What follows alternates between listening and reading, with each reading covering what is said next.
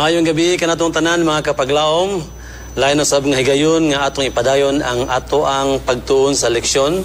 Mga kapaglaom, sa gihapon among gitunol ang among mainiton nga mga pangumusta gikan sa buhatan sa Southwestern Philippine Union Conference, specifically sa atong studio sa Hope Channel. Kauban ako karon ang atong pinalangga nga Ministerial Secretary in the person of Pastor Elvin Salarda. Apan sa dili pa kita padayon mga igsoon, ako hangyo si Pastor Salarda sa pagampo. Loving Father in heaven, we ask that you will give us your wisdom tonight so that as we discuss our lesson, we will be able to impart precious truth that we have found in this study and share it to our brothers and sisters. And thank you, dear Lord, that your presence is with them, with our kapaglaom, ang mga kaigsuunan, and friends who are following the takna sa pagtuon. Salamat nga imong pagiguban, among mabatnan. In Jesus' name I pray. Amen. Amen.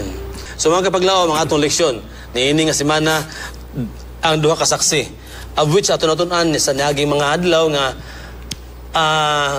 naay panahon pasusalarda nga daw nawala ang pulong sa Ginoo, pero ang atong key text manggod sa Isaiah 40 verse 8 mga kapaglaom, gayon diha, the grass withers, the flower fades, but the word of God stands forever. Pasusalarda. So dili gyud mawala ang pulong sa Ginoo. Bahalag mga wagtang panang ubang mga butang sa kalibutan, pero ang pulong sa Ginoo is eternal. Yes. That will stand sa mga katuigan ug hangtod pa sa pagbalik sa Ginoo ang iyang pulong magbarog nga magpabilin. So in relation sa atong lesson, ang pulong sa Ginoo mao ni siya ang duha ka mga witnesses which is the Old Testament and the New Testament. Yes, no? So mga kapaglaom, tanawa ha, ang giingon diha ni sa Hebrews nga ang pulong sa Ginoo murag espada nga duhay sulab pasusalada.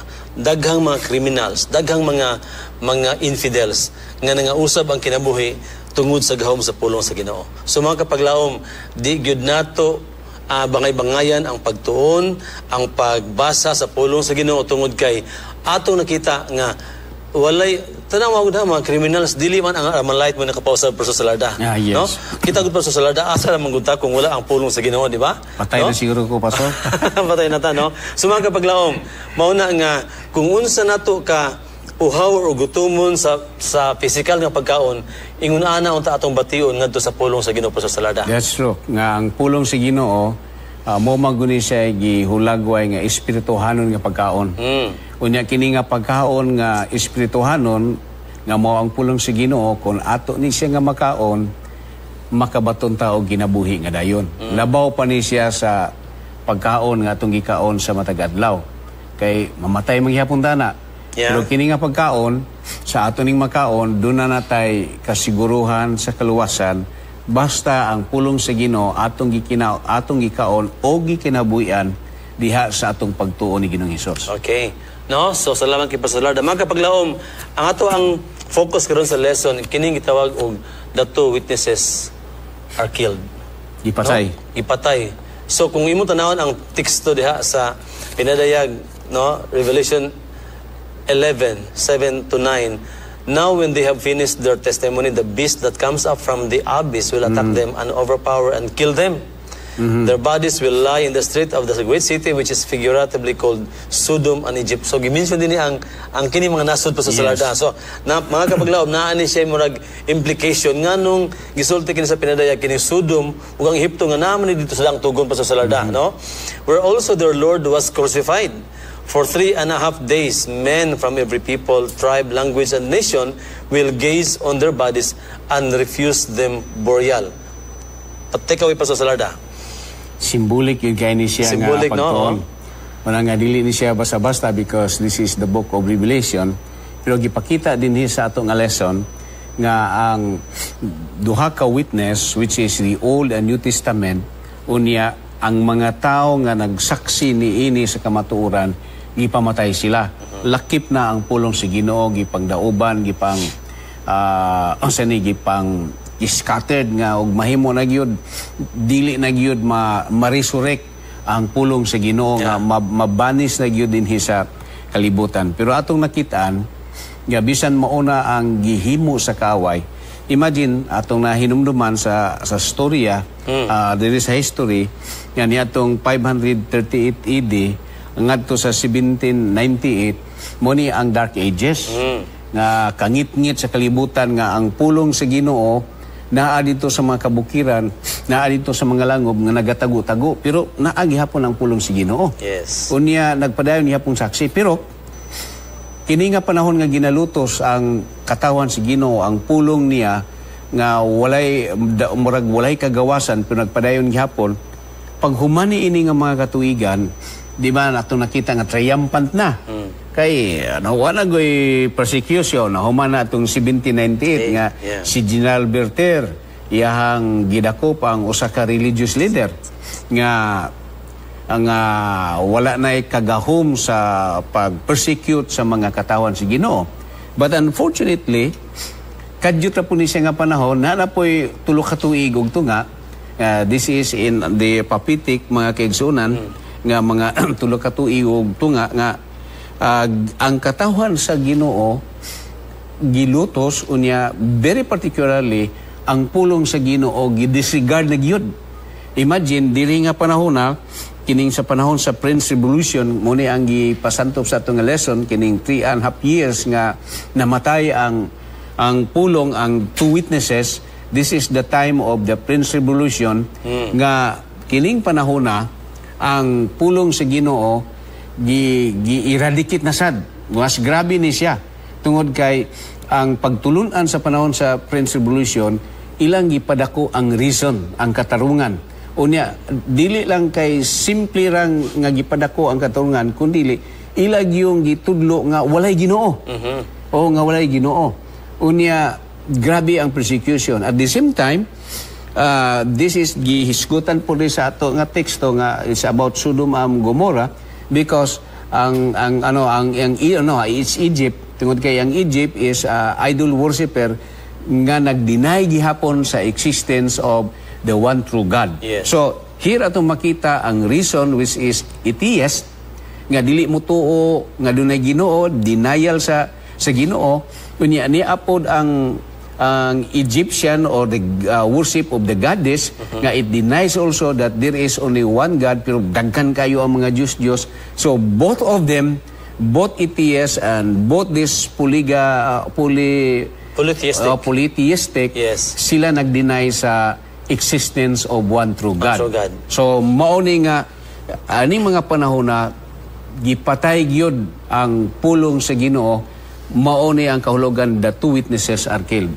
Okay, now salamat kay Pastor Salarda. Mga kagulaw nun, nindot kayo nga ang istorya sa Christian Church. Now, here, ato nakita Pastor Salarda nga, 538, tanawa ha mga kapaglaw, mga kaigsunan, pinalagang mahigala.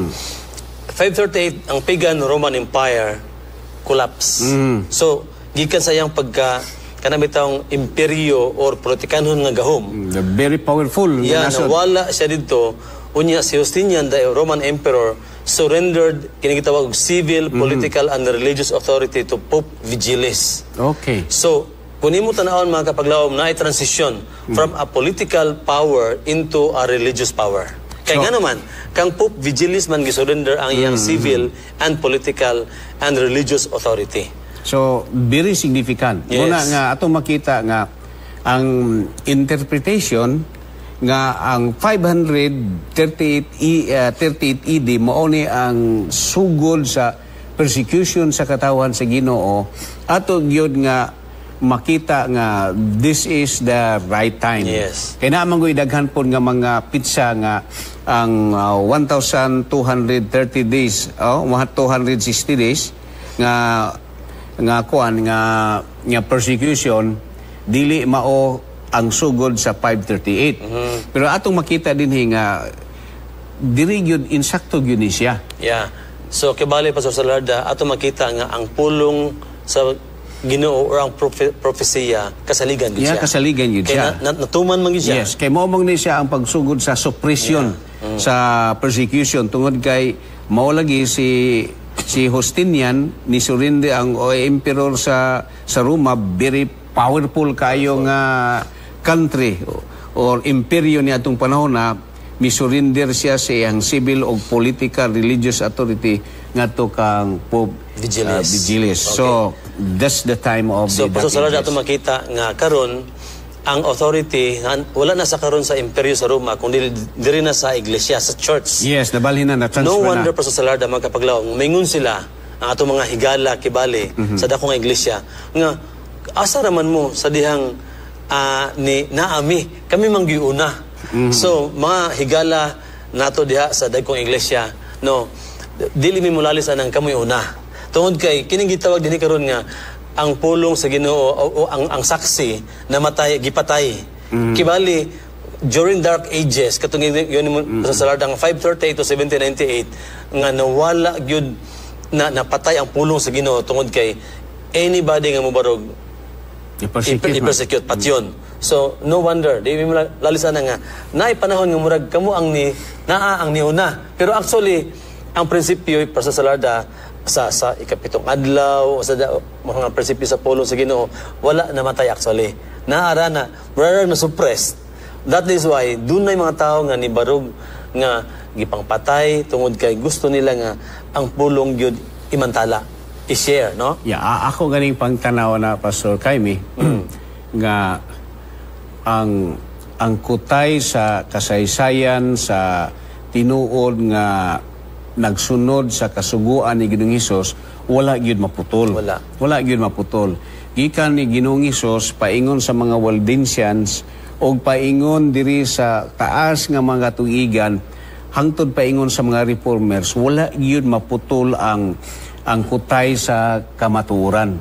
Yeah. Naarag yun nagapabilin bisan pa sa panahon sa Dark Ages. So ato pong makita din nga naatod ng dakong iglesia nigawa sila nagsugod ni adtong even more than sa mga katuigan aning 538 naguna pa ni sila sa 538 pero they are considered nga iglesia ni atong panahon na nga opposite sa gitukod ni Ginoong Hesus. Unya ang kini si Justinian, si Emperor Justinian, ni surrender siya ngadto kang ni Pope Vigilis o ni Vigilis ni surrender siya dito. Sa atong nga nakita diri nga ang iya po nga pag-surrender ni ini nga emperor didto pod siya sa iglesia nga dili katong maong iglesia nga gitukod ni Ginoong Hesus. Yes. So ato ni nga atong makita nga duha ka iglesia bisan pa sa panahon ni Ginoong Hesus nga nag-exist na silang duha. Ang usa gi-persecute, ang usa nakabaton og dako kayo nga gahom nga iya nga gi-persecute ang tinuod nga iglesia sa panahon sa Dark Ages. O kasaysayan man guni mga hinigo ko makaigsunan muni nga dili nato ni siya malalis o although atong nakita karon nga ang dako nga church wala na nila gihimo ang pag-persecute pero sa kanhi na record sa history nga maog yun ni siya ang tinuod nga nahitabo nga subo ni siya nga palandungon nga atong nakita nga mudi ni nangagi sa iglesia sa unang nga panahon pero kasaysayan to siya karon nag-usab naman po dino ng iglesia pero atong gitanaw nga in the last day event this church will play again a very significant role to suppress again the people of God. Yeah. Okay, no? So, gawa po kayo po sa Salarda. Magkapaglawom, nadiniging sa Revelation 11:9. No? For 3.5 days, men from every people, tribe, language, and nation will gaze on their bodies and refuse them burial. Now, kung mo tanaw po sa Salarda, kining 3.5 days, prophetic days, nag-represent of 3.5 literal years. So kung imo tanawon ha sa atong lesson gayon din atheism was at its height in the French Revolution at least for about 3.5 years. Yes. So ni grabe ang French Revolution kanang Age of Reason or the Cult of Reason. This period extended from November 26, 1793 when a decree issued in Paris abolished religion to June 17, 1797. So meaning ato makita po sa Salarda nga kini sa French Revolution gi-restrict gyud ang mga kining religious laws kung dili ang rason na lang gyud mo nang kadung mga paglawom sa atong modernong panahon daw nibalik ba yan ni Pastor Salarda kining scientific evidence bitaw nga whatever cannot be proven by science daw dili madawat karon sa science sa Salarda. Yes, that's true. No? Muna nga sa atong curriculum sa ato nga mga eskwelahan, we are very careful nga gibasa nato na sila og siguro kay basin og mauna ang matudlo sa atong mga kabataan og magtubo sila hinoon sa atheistic nga pagtulunan nga dili na mao ang gitudlo nato sa kasulatan. So muna mga kaigsunan nga careful yun kayo ta niini nga mga buhat kay aron dili ta masipyat kay mao lagi ang ato karon nga panahon murag nagbalik ta sa karaan nga sitwasyon sa panahon sa French Revolution nga mura og nawala na ta sa pagsalig si Ginoo kay nisalig na ta sa science nga ang unsay giingon sa science mao gyud na siya.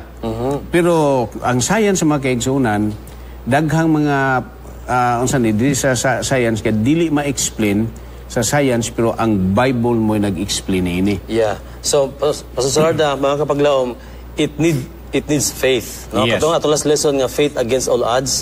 Kayo usahay manggod subok kay palandong Pastor Salarda in our church karon.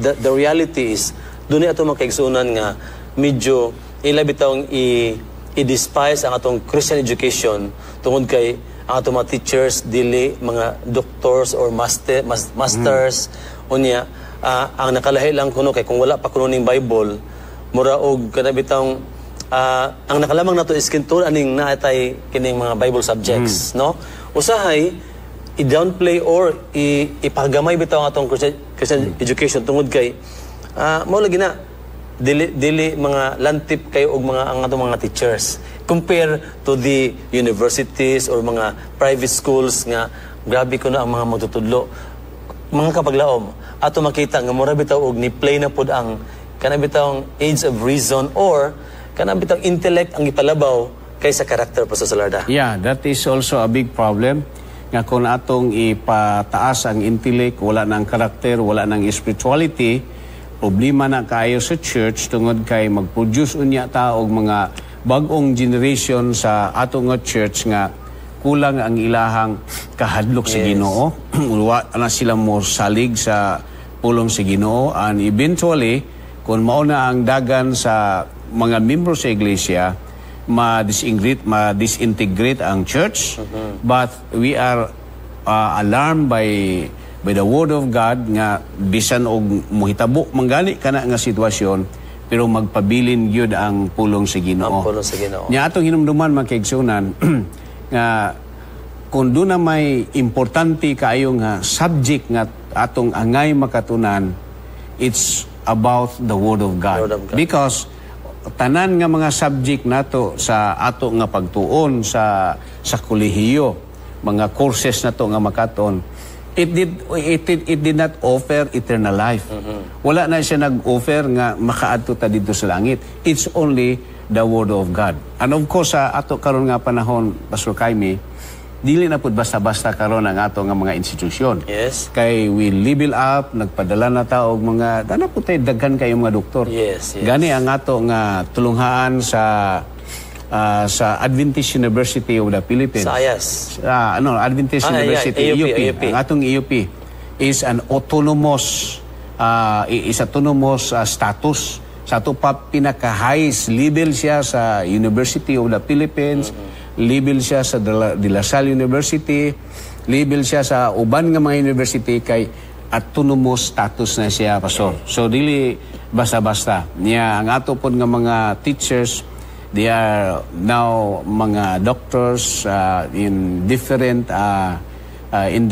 fields of expertise and also in AYAS we have that nga standard na pud ang ato nga school kay we cannot also be allowed nga magpabilin ta mga kaigsunan so mo nang ato mga pastors ang ato nga mga pangulo doon na tayo upgrading nga gipahimo aron nga makakumpita sa kalibutan.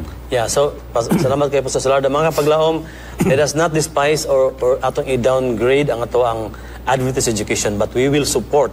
Why? Yes. Tungod kay kanila gyud nga eskwelahan ang nagpadako sa pulong sa Ginoo o sa kanabitang we are forming characters actually for eternity, not just here on earth, mga kapaglaom. Now, salamat Pastor Salarda sa atong lesson kay although ang atong two witnesses gipatay pero it was resurrected. No, daw kay no mura bitaw og himo tan-awon gitagaan og parallelism ang nahitabo kang Christ og kining sa duha ka saksi.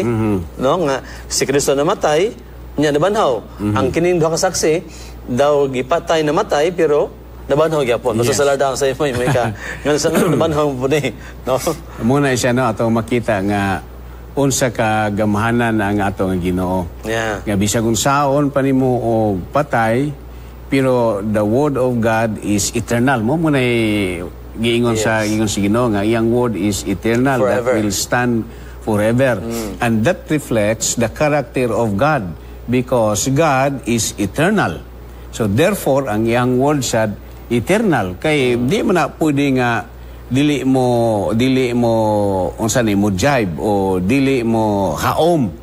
So kung ang Ginoo is eternal, ang iya pong word is eternal, nga mo stand forever, nga magsaksi nga there is really one God and this God is God the Father, Jesus and the Holy Spirit in the Godhead. So ingon ani mga kaigsunan, so muna nga ang word sa Ginoo dili siya mapatay. Pwede nimo nga imong patyon pero bisag sao man imong patay mugitib yun na ang pulong sa Ginoo. So there was this attempt to eradicate ibayluhan og evolution, bayluhan og kanang atheism, bayluhan og kanang polygadism. Pero that will not work, makigsunan. The word of God will always stand forever. Yeah. So, at the end of Friends Revolution, Pastor Salarda, mga kapaglaom, no? Human sa Friends Revolution, God's word figuratively come to life again. Gwapo kayo nga pagkasaysay, no? Kung mo tanawon, gibati o kahadlok kadtong mga tao nga nagtanaw, nakasaksi nga nabuhi balik ang puro sa Ginoo, Pastor Salarda. Why? Because God called men and women to bring the gospel to the ends of the earth. Usa na ng example sa atong lesson si William Carey. Nga niadto sa India, unya dito yang i-translate ang Biblia into local dialects. So kung mo tan-aw, mura bitaw siya og kanang katong gingon ba ni Ellen White nga mura bitaw og dahon sa kanang autumn nga padpad nga grabe ka kusog ang pag ka dalibso ng autumn. Yeah. So mga kapaglaom kung nimo tanawon ato nakita nga ang pulong sa Ginoo buhi, and though it seemed dead but it was still living in the hearts of believers that would rise again to full life as gipadayag kini o gitagna sa pinadayag libros pinadayag pa sa Salarda. So atong makita nga ang pulong sa Ginoo sumala siyang gisulat natuman sad. Siya ang pulong sa Ginoo gisulat nga mao ni ang mahitabo, and just according to what the scripture says, mao gyud pud ang natuman. Yes. So Pastor Jaime, dili na gyud ta maka duha-duha nga ang pulong sa Ginoo dili tinuod kay ngano man sa iyang gitudlo nga sa iyang gisulat nga mao ni ang mahitabo, one by one it just fulfilled before our eyes. So wala na tay pagduha-duha. So kung ingon ani ang pulong sa Ginoo nga natuman sumala sa iyang nga gisulti, nganong magduha-duha pa man ta. So salamat kay Pastor Lord mga paglaom. Ngano man tinuod nga dili mo ta maapil sa buhat, no? Why not involve? Mo nang natay ko kaning sa initiative nga total member involvement, no? So here mga kapaglaom, usa ka tawo grabe kani infidel, kani dili mo to Ginoo. Grabe nga challenge. Ingon siya, I am weary of hearing people repeat that 12 men established the Christian religion. Ano si kadisipulos? I will prove that one man may suffice to overthrow it. Grabe nga panganti bitaw. Akong i-prove nga usa lang ka tao. Pwede na mo overthrow ang Christian religion or kining ang pagpakuyanap sa pulong sa Ginoo. But generations have passed. Tanawa ha? Since his death, millions have joined in the war upon the Bible. Grabe, millions. Tagan ang mga tao nga gusto mo pawala aning pulong sa Ginoo, but it is so far from being destroyed that where there were 100 in Voltaire's time, there are now 10,000, 100,000 copies of the Book of God. Dili basta-basta. So diyan mo makita nga dili kita duha-duhag sa pulong sa Ginoo. Yes. Kay bisan pa o gitinguha sa mga ETS, gitinguha sa mga tao nga kanang secular nga wad na gyud ang pulong sa Ginoo kay wala na siya pulos, dili na siya kasaligan. Pero imong makita nga midaghan hinuon ang Christianity sa tibok nga kalibutan. Yes. Dili basta-basta. Kay of course ang Seventh-day Adventist usa sa mga nagtuo sa pulong sa Ginoo. Gawa sa Seventh-day Adventist na apay gyud kayo daghan nga mga pagtulunan. Of course ato lang makita nga dunay mga nag-ingon nga sila Kristohanon apan ang ilahang pagpractice dili lang nakasunod sa pulong sa Ginoo, murag nakulangan lang. Yeah. But in the Adventist Church alone nga we really founded our teachings in the Scripture o wala gyud pagtuis sa bisan unsa nga gisulat sa Ginoo. Kay dili man gyud pod angay nimo nga imuhang tuison ang mga pulong sa Ginoo og ang dili doktrina himo nimong doktrina. So ang Adventist man gud ako lang ipasantob diri nga ug unsay giingon sa Scripture sa balaang kasulatan mao ra gyud na because we allow the Scripture to interpret itself aron nga dili ta magkalibog. And now brothers and sisters, mga kapaglaom o mga kahigalaan nga nagsunod sa atong takna sa pagtuon, there are now at least 22 million sa Seventh-day Adventists scattered sa tibok nga kalibutan. Scattered na. Ato kag Israel, maato ka dito og Egypt, maato ka og Japan, gamay ra hinuon nga panon. Pero that is also biblical nga remnant lang, gamay lang nga panon. Salin nga panon, gamay nga panon nga katawan. But imong makita nga anywhere there is that Seventh-day Adventist. Kung ato siyang hatagan o comparison, ang Catholic Church, atong iklaro lang yun, no? Ang Catholic Church, daghan po kayo sa tibok ng kalibutan. When you see there is a Catholic, you can also expect nga there is also a Seventh-day Adventist nga gamay nga pundok. Of course, dili man good po, madali-dali nga ang usa ka tawo nga mo decide nga mahimo nga Adventist. Tungod sa mga pagtulunan nga atong sundon unya og dili makaya nato pagsunod ang pulong sa Ginoo, lisod ta nga mahimo nga Adventista. Salamat kay Pastor Salarda. Mga kapaglaom atong tanahon ha ang usa ka kanabitong lintunganay or kamaturan sa kinabuhi sa history sa iglesia, Pastor Salarda. Yes. Karon ha existing daghan karon ang mga tao. Even ako mga amigo sa Cebu. They are now attorney, they are now engineers.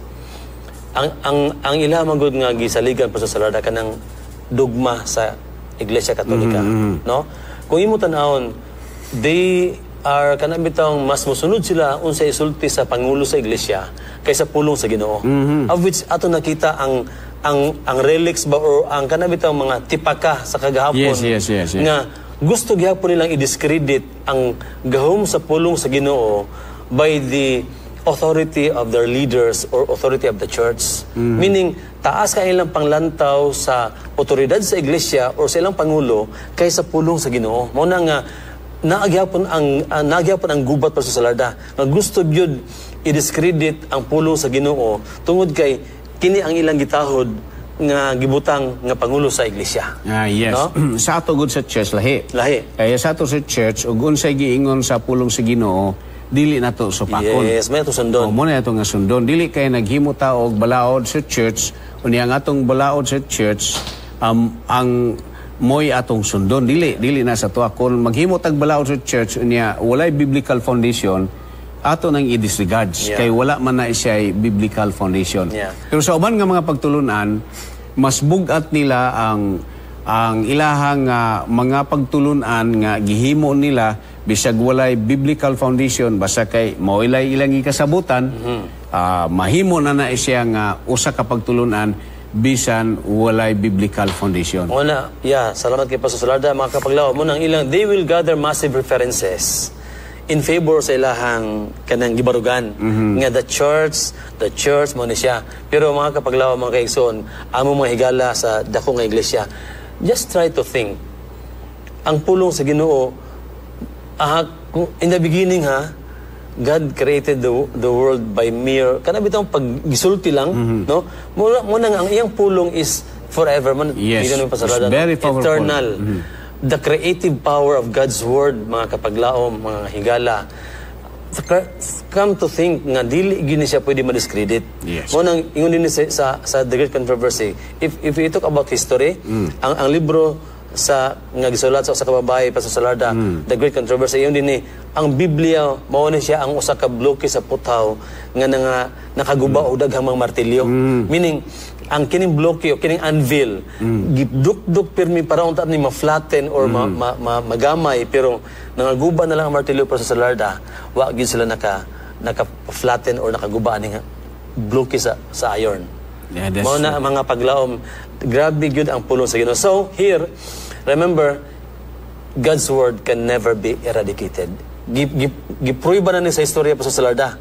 Giunsa na pagsunog, giunsa na panamastamas, pero wa gid nawala ang pulong sa Ginoo. Mubarog gyud na siya. Kaya naagi mga katawhan sa Ginoo nga iyang gitawag nga mubarog gyud sila whatever the cost, even their lives nga mahimo nga at stake, or even their lives will be sacrificed, they will stand for the truth. And atong nakita nga when God's people, when the word of God was persecuted, ato pong makita hinuon nga the more hinuon nga mudaghan hinuon ang conversion. So mauna nga ang strategy sa kaway, daghan kay siyang pamaagi, nagbarisad nga kung dili mo madala og persecution, madala mo nako sa secularism. Kung dili mo madala nako sa secularism, dalon mo nako sa materialism, dalon mo nako sa reason, dalon mo nako sa evolution. So dalon mo nako sa daghan kayo nga mga butang sa kaway para lang yun nga ang pulong sa Ginoo mapawalang bisa nga walay bili. Pero ang Seventh-day Adventist Church, its teaching, its kanang management, ang iyang nga pagdumala, it's all founded in the Word of God. We do not operate by ourselves. We operate by the Word of God. And anything nga mo contradict sa Word si Ginoo, ang Seventh-day Adventist Church, iyahan na nga giabulis kay wala na siya blessing sa Ginoo. Yeah. Salamat kay Pastor Salarda, no? Nindot kayo, no? I like your lines, Pastor Salarda, kanang kung dili madala sa secularism, na materialism. Pero sa ito mga kapaglawam sa itong sulod sa iglesia, ang kuya Pastor Salarda, kanang gitawag ni Ellen White og cold formalism.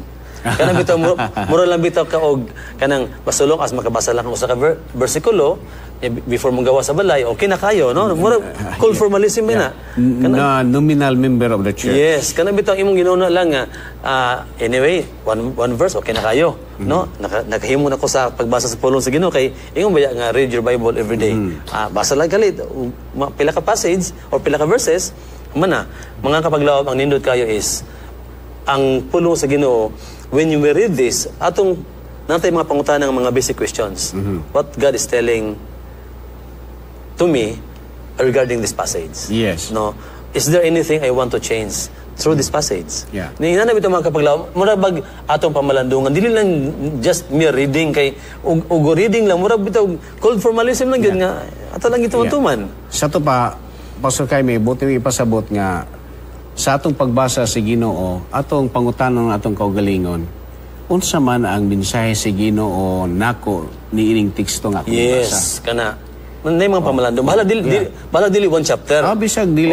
Basta kay pagbasa nimo sa usa ka teksto ba kaha or duha ba kaha or usa ba ka chapter or usa ba ka parable, imong pangutanon unsa man ang gisulti sa Ginoo nako ani. Yeah. Unsa man ang gusto niya kausaban sa akong kinabuhi. Yeah. That is why Pastor Salarda, sa ato ang Sabbath School lesson, sa ato ang Sabbath School classes, naginunta ni mga interactive questions just to to generate mga ideas nga naay interaction gikan sa mga membro. Ang hitabo karon usa sa ato ang Sabbath School classes mga kapaglaom kay nagwali naman ang teacher. no? Murag siya na ang tanang gasulti, unya ang mga membro gayong yango na lang pod. So mga kapaglawom sa tuang iglesia, sa mga local churches, please atong himuon mga Sabbath school teachers ang kanang bitang interactive questions na may kang Pastor Galil bang gihatag. Although kung highly theological magani, ang atong mga district pastors pwede makahimo sila kanang common questions nga kanang open-ended question nga maka-generate og mga ideas pa sa Salarda. Parting words pa sa Salarda, wala tayong time mga yes, makaigsunan ang kini nga pagtuna to sa lesson atong ning dalon sa atong mga klase, himuon na gyud nato nga unsa ang spiritual application nga makuha nato ani sa ato karon nga presente nga pagkinabuhi. That is the goal. Kay kon ma-miss nato na nga point, nasayang ang ato nga pagtuon nga wala tay reflection unsay mahimo nining atong leksyon alang sa atong pagkinabuhi karon nga mas maduol pa ta sa pagalagad sa Ginoo. Yes. So mga kapaglaom, gwapo no? Ang application gyud kanang where the wheel touch the road kaso sa Salarda mo na diha. So dili lang kaigo ta nakasabot sa tong leksyon apan ang pangutana idea is how can I apply this within this week, no? Human sa aning leksyon kay nabuhi man balik ang pulong sa Ginoo, then usay ako mahimo ang nga ako kining may share ngadto sa akong mga higala. So mga kapaglaw mo tay panahon hangtod sa sunod higayon, no? Sa Biyernes atong tan-awon kining atong lesson nga nindot kayo the two witnesses. Magampo ta mga kapaglawom. Amahan nga langit no nining kagabion, salamat kayo sa imong paguban kanamo sa paghatag sa kahibalo kaalam nga amo nasaysay ang imong pulong nga bisan tuod kini daw namatay apan nabanhaw kini human sa French Revolution. Amahan kami nagahangyo. Panalangini ang matagusa kanamo ang among mga televiewers, among mga kapaglawom, among mga higala nga tagaan nila dakong pagtagad ang imong pulong og dili unsa man ang otoridad sa tao o sa iglesia. Tungod kay ang imong pulong ginubuhi kini og mulahutay kini hangtod sa walay katapusan. Salamat kayo Dios nga ikaw nagapanalangin usab nining Hope Channel South Philippines ug hinaot amahan nga pinaagi niini nga kahimanan amo pang mapapahat ang imong pulong ngadto sa uban. Salamat o Dios nga midawat amo mga pag-ampo gipasaylo mo magkalapasan. Dito gyana mo kining tanan sa ngalan ug gahom ni Jesus nga luwas. Amen. Amen.